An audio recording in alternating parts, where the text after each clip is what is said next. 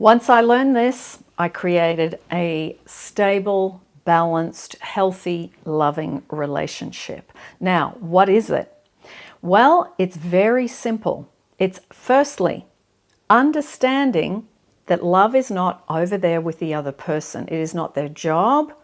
They don't owe me anything. So it's learning to work on the self-love from the inside and getting to the place where you feel really good as you move through your day, your week, your month, that you really bring that towards a relationship, whether you're in one currently or not. It's really important to learn to really care for the self, physically, mentally, emotionally, spiritually. Okay? So the physical things, get enough sleep, drink enough water, fresh air, exercise, get off devices, spend time with friends, make sure you spend some time alone, having that nice balance between the social life and the personal life. I also think that the thing that really helped me was spending time in meditation, spending time feeling your emotions and letting them go.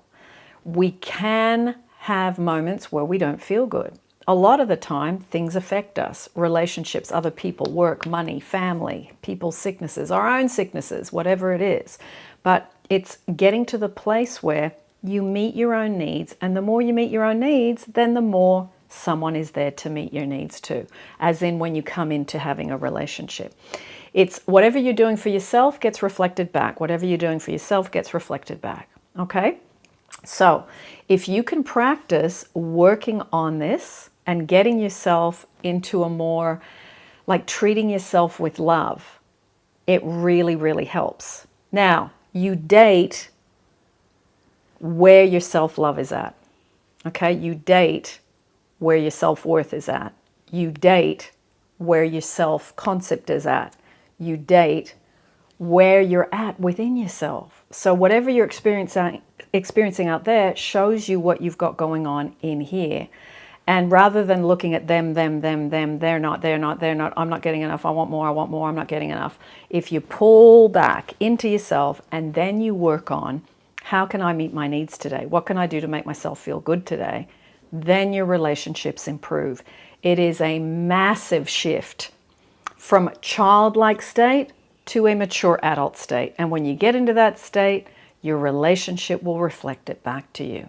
So this is how I became someone who has a really good relationship and who maintains it after a decade. It's continuing day after day after day. What can I do to make myself feel better? What can I do to improve my mental state? What can I do today? Like you might be working and you're on devices and you go, I just need to get out of here and I need to walk, or I need to go to the gym, or I need to go hiking or ride my bike or roller skate, whatever you do, and just take off physically. Sometimes we get too, stagnant, sitting in one place, which a lot of us do working. And also, even if you're not working in a office or sitting environment, you might be someone who sits a lot when you get home. So we need the balance, movement, non-movement. And that is, again, looking after the self. What is it that I need today to make myself feel better? Ask yourself that question and continue to do the things when you get the answer to that question within your own mind. Okay? So relationships are really easy. I know a lot of you go, yeah, that's great, it's nice for you. But they are easy. They're simple and easy if you do the foundational suggested things. And it's not about doing all these LOA techniques and law of assumption to get them to do this, to get them to do that. You'll get to a point where, you know what? You don't even use those techniques anymore because you don't need anyone else to change. You go, I need to change. I need something different. And if I've got something going on in the outside of me that isn't to my liking, you say, what, not why are they doing that? Why is that going on? You go, what is it that it is within me that has showed up in front of me? Now that's a powerful question. So, yeah, you can have the best relationship ever. I now experience the best relationship ever. And as you practice that, if you want to affirm it, which I did a long time ago, I don't do that one anymore. But until you get to the point where you experience that, you practice the real self-loving things you can do for you.